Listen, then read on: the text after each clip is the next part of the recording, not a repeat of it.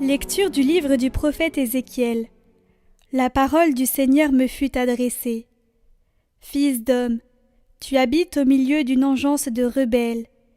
Ils ont des yeux pour voir et ne voient pas, des oreilles pour entendre et n'entendent pas, car c'est une engeance de rebelles. Toi, fils d'homme, prépare-toi un sac d'exilés. Sous leurs yeux, pars en plein jour, comme un exilé. Sous leurs yeux, pars de ta maison vers un autre lieu. Peut-être verront-ils qu'ils sont une engeance de rebelles. Tu sortiras ton sac, comme un sac d'exilés, en plein jour, sous leurs yeux. Toi-même, tu sortiras le soir, sous leurs yeux, comme s'en vont les exilés. Sous leurs yeux, tu feras un trou dans le mur, et tu sortiras par là. Sous leurs yeux, tu chargeras ton sac sur ton épaule, et tu le sortiras dans l'obscurité. Tu voileras ton visage, et tu ne verras plus le pays. J'ai fait de toi un signe pour la maison d'Israël. Je fis ce qui m'avait été ordonné. En plein jour, je sortis mon sac, comme un sac d'exilé. Puis le soir, je fis un trou dans le mur, à la main. Je sortis mon sac dans l'obscurité, et sous leurs yeux, je le chargeai sur mon épaule. Au matin, la parole du Seigneur me fut adressée. Fils d'homme, la maison d'Israël, cette engeance de rebelles, t'a bien demandé « Qu'est-ce que tu fais là ?» Réponds, ainsi parle le Seigneur Dieu. Cet oracle concerne le prince qui est à Jérusalem et toute la maison d'Israël qui s'y trouve. Tu diras, je suis pour vous un signe. Ce que j'ai fait, c'est cela même qui leur sera fait. Ils partiront en exil, en captivité. Le prince qui est au milieu d'eux chargera son sac sur son épaule. Il sortira dans l'obscurité. On percera le mur pour le faire sortir. Il voilera son visage, si bien qu'il ne verra plus de ses yeux le pays.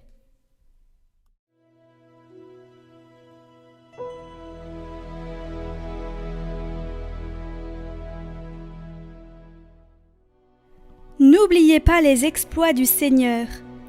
Nos pères ont tenté le Dieu Très-Haut. Ils refusaient d'observer ses lois. Ils déviaient comme leurs pères, ils désertaient, trahissaient comme un arc infidèle. Leur haut lieu le provoquait, leurs idoles excitaient sa jalousie. Dieu a entendu, il s'emporte, il écarte tout à fait Israël. Il laisse capturer sa gloire et sa puissance par des mains ennemies. Il livre son peuple à l'épée, contre son héritage, il s'emporte.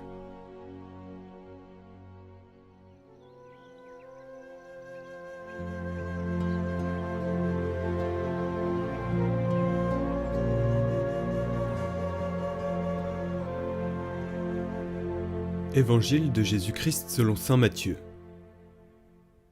En ce temps-là, Pierre s'approcha de Jésus pour lui demander : « Seigneur, lorsque mon frère commettra des fautes contre moi, combien de fois dois-je lui pardonner ?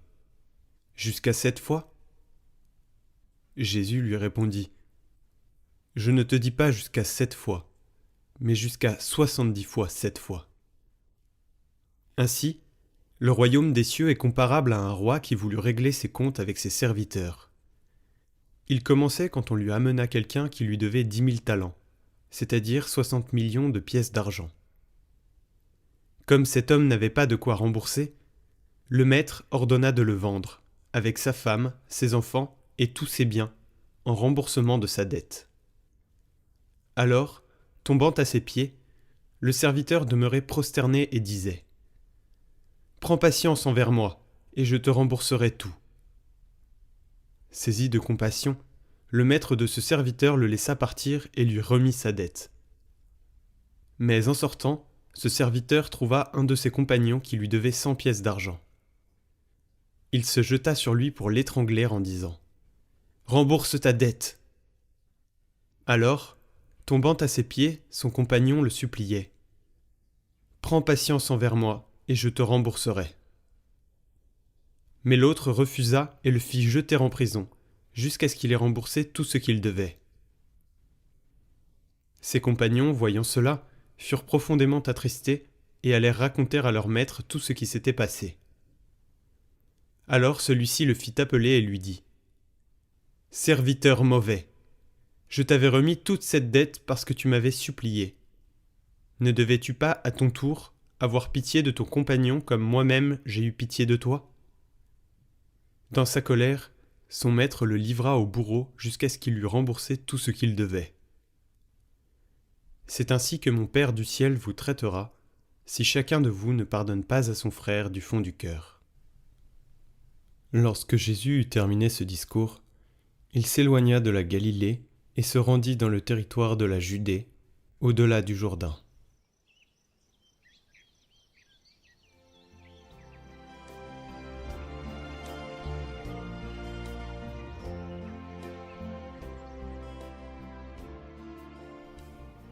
La parabole d'aujourd'hui nous aide à saisir pleinement le sens de cette phrase que nous récitons dans la prière du Notre Père. Remets-nous nos dettes comme nous remettons à nos débiteurs. Ces mots contiennent une vérité décisive. Nous ne pouvons pas prétendre au pardon de Dieu pour nous si à notre tour nous n'accordons pas le pardon à notre prochain.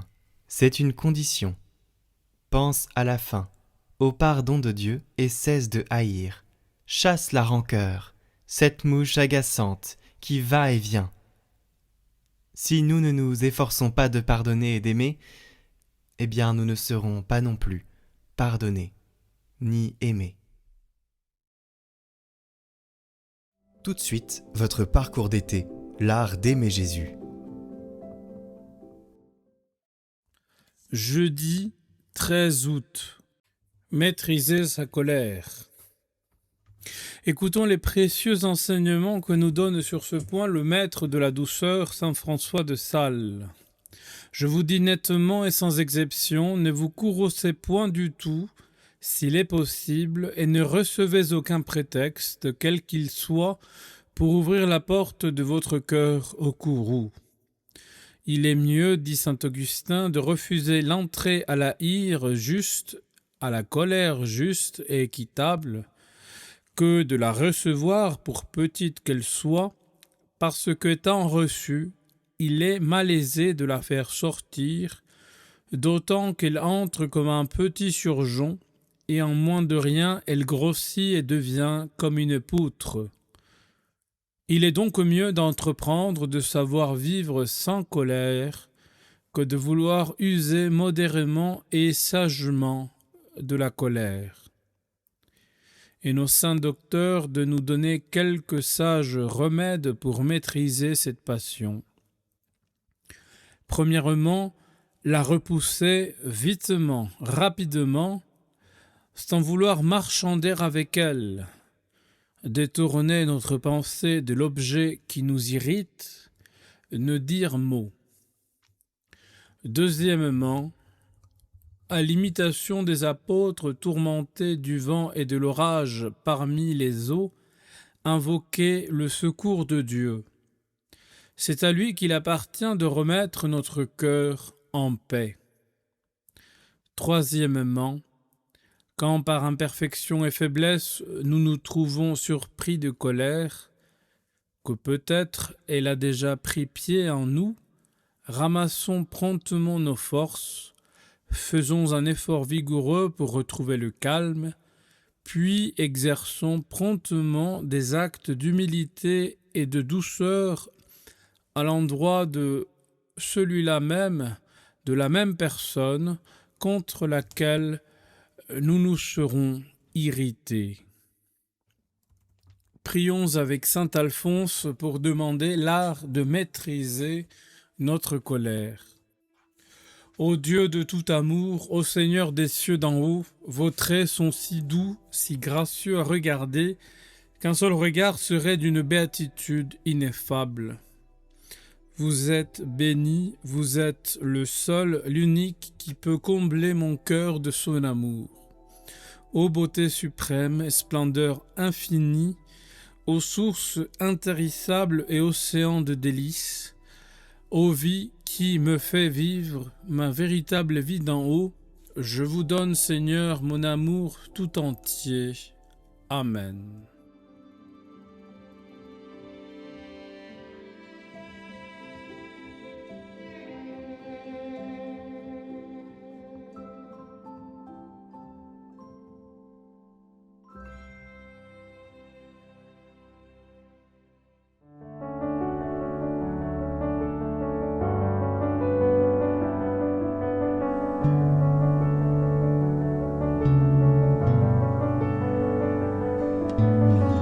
Mère, donne-nous ton regard.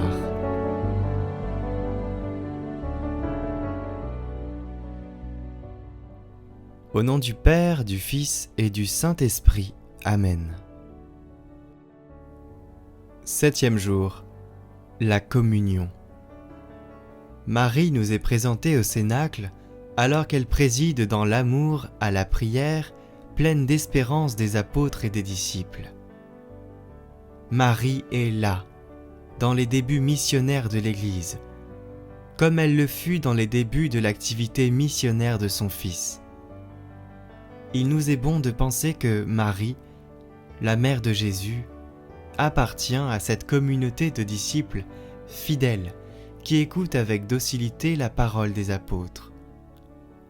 La communion exige la rencontre dans une entière fidélité à la parole de Dieu. Tout le mystère de Marie est un mystère de communion entre le ciel et la terre, Dieu et l'homme, la contemplation et le service. La fidélité de Marie rend possible la communion, vécue comme un mode concret de fidélité.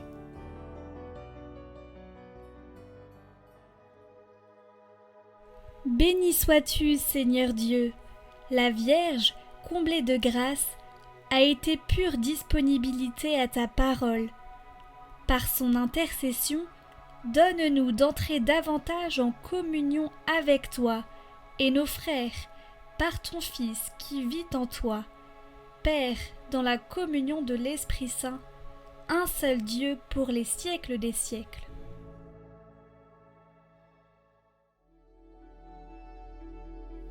Marie, je te confie mon intention.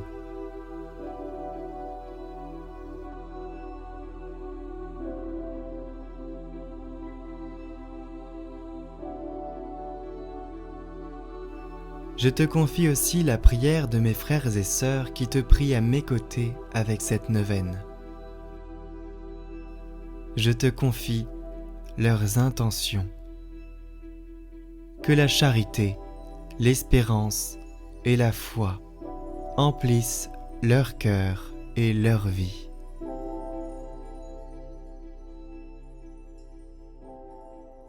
Je vous salue Marie, pleine de grâce, le Seigneur est avec vous. Vous êtes bénie entre toutes les femmes, et Jésus, le fruit de vos entrailles, est béni. Sainte Marie, Mère de Dieu, priez pour nous pauvres pécheurs, maintenant et à l'heure de notre mort. Amen. Je vous salue Marie, pleine de grâce, le Seigneur est avec vous. Vous êtes bénie entre toutes les femmes, et Jésus, le fruit de vos entrailles, est béni. Sainte Marie, Mère de Dieu, priez pour nous pauvres pécheurs, maintenant et à l'heure de notre mort. Amen. Je vous salue Marie, pleine de grâce, le Seigneur est avec vous. Vous êtes bénie entre toutes les femmes, et Jésus, le fruit de vos entrailles, est béni.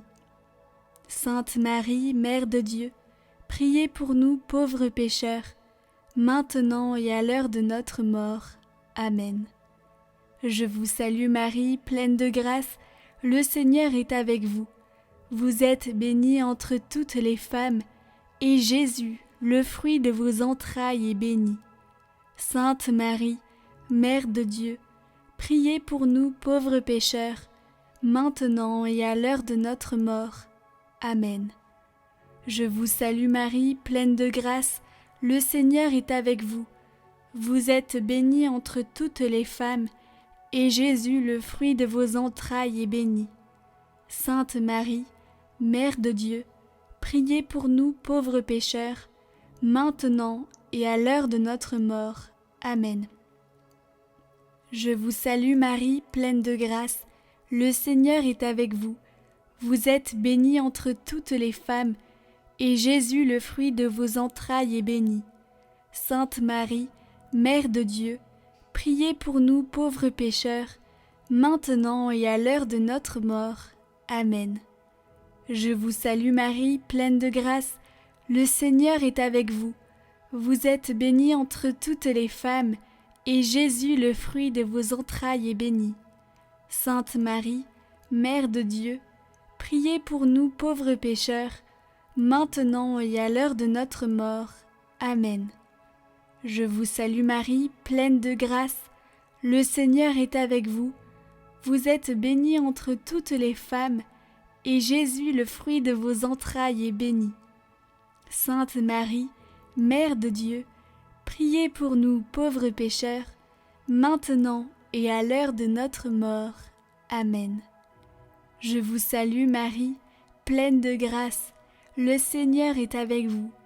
Vous êtes bénie entre toutes les femmes, et Jésus, le fruit de vos entrailles, est béni.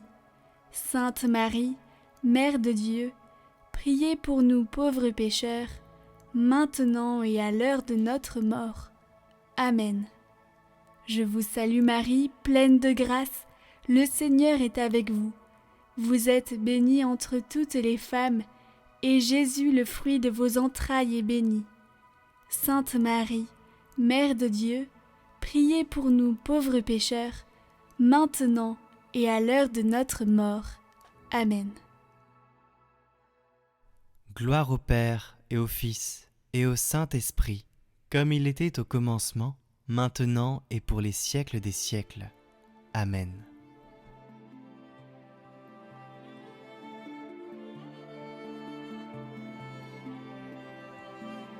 Recevez la parole de Dieu chaque jour sur Catoglade.